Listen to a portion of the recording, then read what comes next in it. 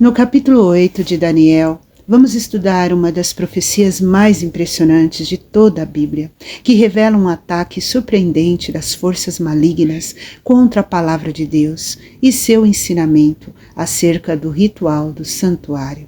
Por meio de uma visão, Deus revela a Daniel que a verdade acerca do plano da redenção, ilustrada pelo santuário, seria deitada por terra, dando-lhe pistas para descobrir por quanto tempo isso prevaleceria, até que a verdade fosse, enfim, restaurada. Depois ouvi um santo que falava e disse a outro santo, aquele que falava, até quando durará a visão do sacrifício contínuo e da transgressão assoladora, para que sejam entregues o santuário e o exército, a fim de serem pisados? E ele me disse, até 2.300 tardes e manhãs, e o santuário será purificado. Daniel 8, 13 e 14. Olá, tudo bem? Estamos de volta com o programa Advento e hoje nós estamos com as profecias de Daniel, capítulo 8. Seja bem-vindo no nosso canal Advento. Vamos orar? Vamos falar com o nosso Pai? Santo Deus e Pai, obrigado pelo privilégio de estudar as profecias do livro de Daniel. Dai-nos entendimento, capacita. Usa o teu servo, irmão Walter, que vai passar o capítulo 9 para nós e abra nossa mente para compreender. Que o Espírito Santo nos ilumine nesta hora. São bênçãos que te rogamos em nome de Jesus. Amém. Amigo, seja bem-vindo. Que você possa compartilhar esse canal com outras pessoas, porque estamos vivendo tempo de cumprimento de cada profecia de Daniel. Hoje entramos no capítulo 8, onde Daniel teve uma visão. Lá começa relatando que no 3º ano do rei Belsazar, Daniel teve uma visão de um carneiro e de um bode, e que dava narradas. Ele não entendeu. Aquela visão o perturbou muito, e nessa visão, ao ver a luta desse carneiro e desse bode, ele não entendeu o significado. Nós também, ao ler esta visão de Daniel, não entenderemos, mas graças ao nosso Pai, ao Espírito Santo que ilumina, mostrou o significado dessa visão para Daniel. No final do capítulo 8, Daniel relata que ele voltou a trabalhar para o rei, mas ficou alguns dias enfraquecido. E ele ficou muito espantado e queria entender essa visão. Assim como nós também queremos compreender as profecias, nosso Deus ilumina os seus servos para compreender quão importante é a oração. Você vai ver no decorrer do capítulo 8 qual é o significado dessa visão. Fique conosco, pois começa agora o nosso programa Advento, as profecias de Daniel. É com você, irmão Walter, que Deus possa te abençoar e obrigado pela sua participação especial aqui no canal Advento. A mensagem agora é com você, irmão. Fale para nós, nos explique o significado do capítulo 8, conforme a iluminação do Espírito Santo.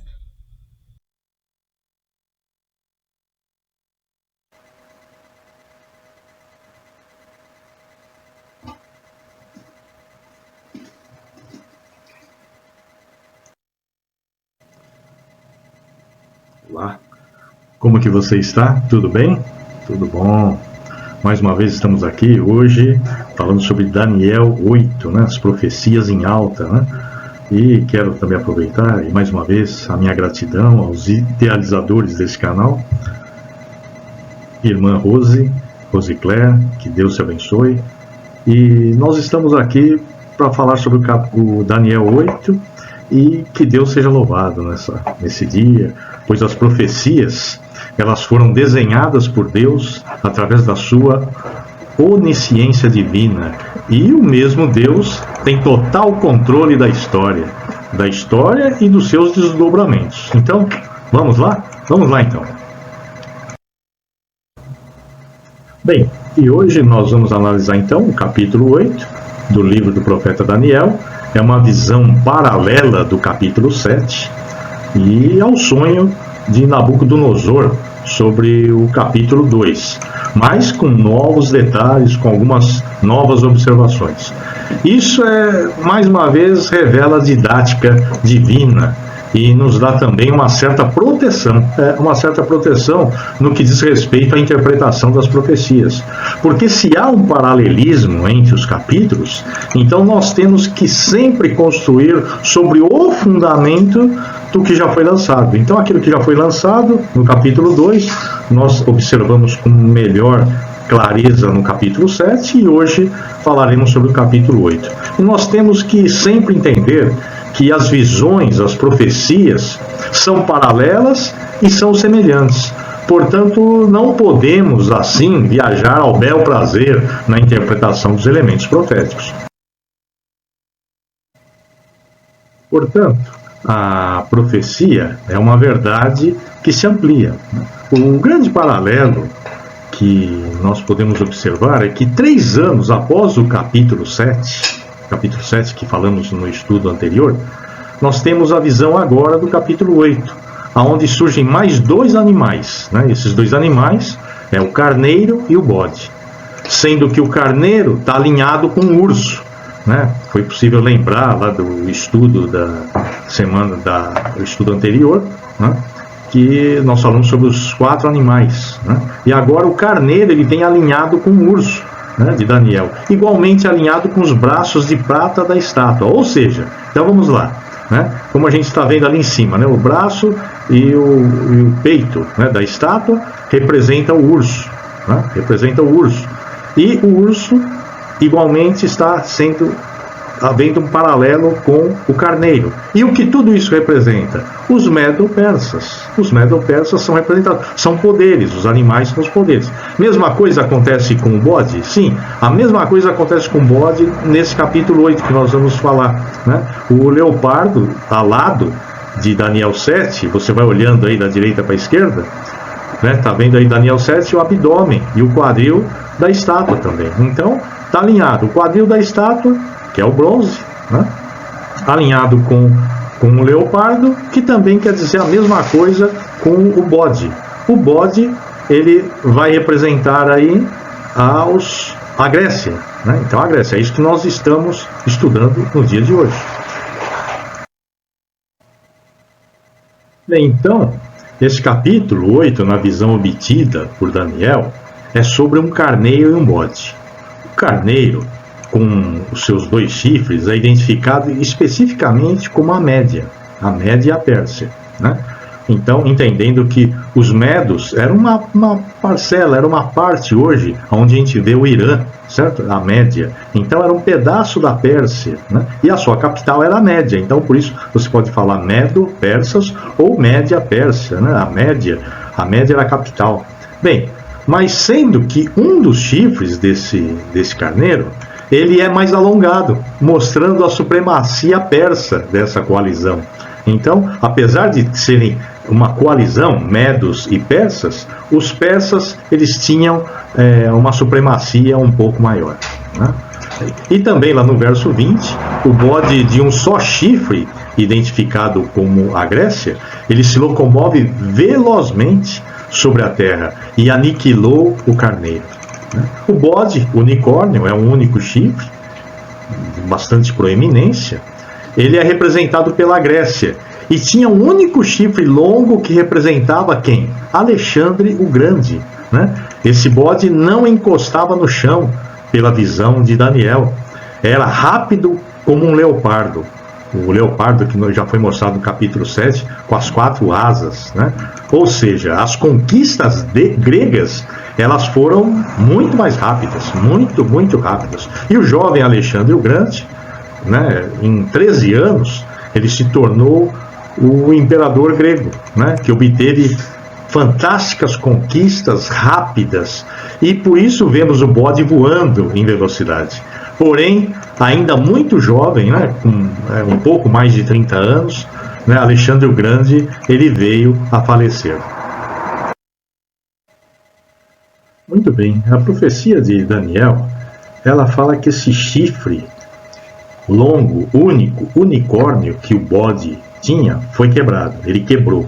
Ele quebrou, e isso representa o quê? a própria morte do Alexandre o Grande.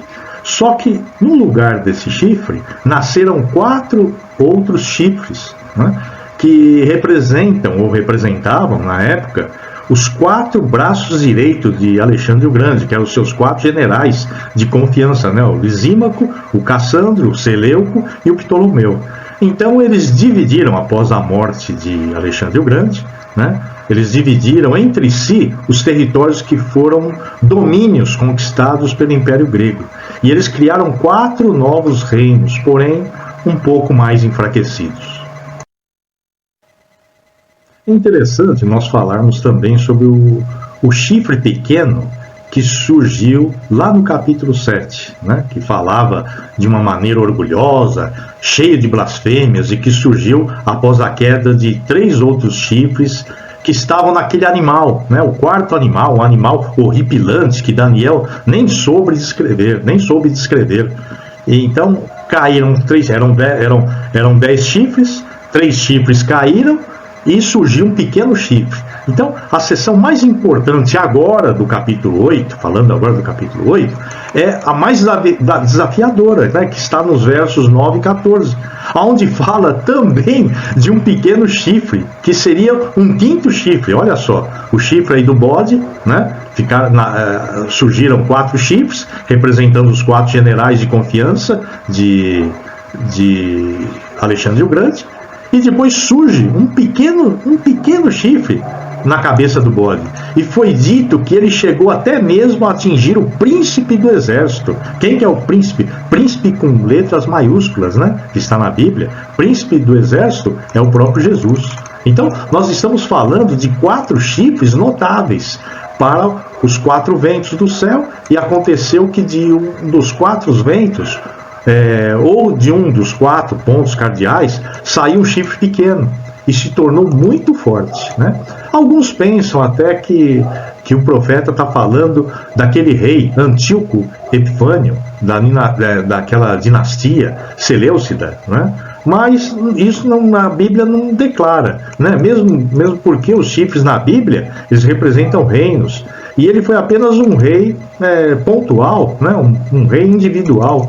E além do mais, o chifre governaria sobre todos os reinos gregos, e de tal forma que o chifre pequeno é o mesmo poder simbolizado no capítulo 7, ou seja, representa a Roma pagã ou o Império Romano, e na sequência a Roma política religiosa, ou então a própria Roma papal. Então, no verso 11, sinalizando que num segundo momento esse chifre pequeno, né, ele assumiria um caráter essencialmente religioso.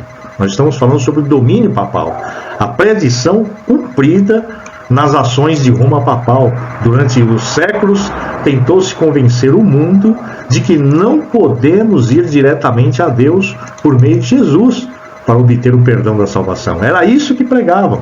Tradições humanas, na forma de figuras, de ritos sacramentais e dogmas sem base bíblica, tentaram tomar o lugar do sacerdócio que pertence somente a Cristo, ao nosso Senhor Jesus Cristo, que morreu na cruz por todos nós e hoje está intercedendo pelos nossos pecados, intercedendo por nós, é o nosso advogado e é o nosso juiz. Mas quando estudamos as profecias de Daniel, voltada para os 2 chifres pequenos, descrito em Daniel 7, naquele animal terrível, e agora fazendo uma conexão com Daniel 8, com a história, fica muito claro que essa profecia se cumpriu ao longo da Idade Média. Então o serviço celestial feito por Cristo no céu foi escondido do povo, e em seu lugar foi apresentada a intercessão humana, irmãos. A intercessão humana, essa profanação não deveria durar para sempre. Bem, e para terminar, eu quero chamar a sua atenção para o verso 14, usando os princípios de historicismo e interpretação profética, as 2.300 tardes e manhãs, que são, em profecia, 2.300 anos. No verso 13, depois ouvi um santo que falava, e disse a outro santo, isso está no verso 13, né, que falava: até quando Quando durará a visão do sacrifício contínuo e da transgressão assoladora, para que sejam entregues o santuário e o exército, a fim de serem pisados? Então, e a resposta veio no verso 14: até 2.300 tardes e manhãs, e o santuário será purificado. Daniel, novamente, ele tentou entender o significado daquilo, e uma voz de homem mandou que o anjo Gabriel explicasse, e que o anjo Gabriel desse a visão para ele. Então, o mensageiro disse o que significava o carneiro e o bode, os chifres, e ele explicou que tratava de poderes dominadores, e que o último chifre, o pequeno, claro, né, aquele menorzinho, especialmente era o poder humano a perseguir o povo de Deus. E o algoz é Roma, em sua versão pagã e papal, em relação à visão do santuário. Porém, o anjo apenas disse: a visão da tarde e da manhã que foi dita é verdadeira. Tu, porém, falando para Daniel, preserva a visão, porque se refere a dias ainda muito distantes. E seguindo as pistas que são deixadas no livro de Daniel, nós descobrimos que essa profecia, ela começa naquela assinatura que eu expliquei de Artaxerxes, né? Então, Ciro veio para libertar o povo, e Artaxerxes veio para dar subsídio para que a reconstrução de Jerusalém fosse efetuada. Isso foi assinado quando? Em 457 a.C. e termina com os 2.300 anos, em 1844, depois de Cristo, claro. E a purificação do santuário refere-se a uma obra de juízo no tempo do fim.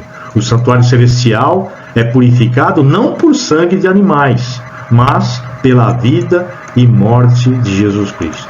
O santuário celestial, ele deu início à sua obra de julgamento para salvar definitivamente aqueles que por meio de Cristo se aproximam de Deus, pois Cristo vive para sempre para interceder por todos eles, por nós e por você. Então, para os filhos e filhas de Deus, o dia do julgamento é, na verdade, o dia do perdão. Que maravilha, né? Que tranquilidade saber que temos um Deus que está preocupado em nos salvar e não a nos condenar. Mas para isso, amigos, nós vamos confiar em Cristo e andar do lado dele, aceitando o seu perdão, sua graça e permitindo que ele verdadeiramente nos transforme a cada dia. E essa transformação pode começar agora, e que eu peço que o Senhor abençoe você. Até o nosso próximo estudo, que falaremos sobre Daniel 9, as profecias, as 2.300 tardes e manhãs. Até lá, que Deus abençoe. Amém. Querido amigo, quão importante é compreendermos as profecias para o tempo do fim. Quão é importante estudá-las, pois nós seremos homens e mulheres sábios e teremos entendimento. E não seremos iludidos com as profecias falsas do mundo, com as falsas teorias de homens que não conhecem a palavra de Deus. Como é importante você fazer como Daniel, orar para compreender a vontade de Deus, pois Deus revela, se você é sincero. Jesus disse: conhecereis a verdade e a verdade vos libertará. Libertará do quê? Do pecado, da confusão, das mentiras do mundo e que o diabo prepara. Que Deus te abençoe. Compartilhe, nós precisamos de sua ajuda. Ao você não guardar para si e compartilhar com outras pessoas que não conhecem essa verdade, você também se torna um missionário como eu, como o irmão Walter e como muitos outros que têm nos muito colaborado aqui para que esse canal prossiga. Seja um missionário você também. Compartilhe. Que Deus abençoe a todos e até o próximo. Estaremos estudando o capítulo 9 de Daniel, as profecias de Daniel. Fique conosco. Tchau.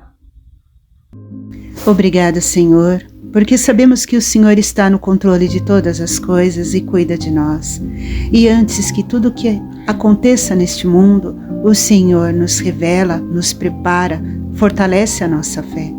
Abençoe esse canal, abençoe os que estão estudando conosco as profecias de Daniel, para que possamos confiar nas tuas promessas e nos preparar para os eventos finais deste mundo. Nós te agradecemos e pedimos a sua bênção, em nome do Senhor Jesus. Amém.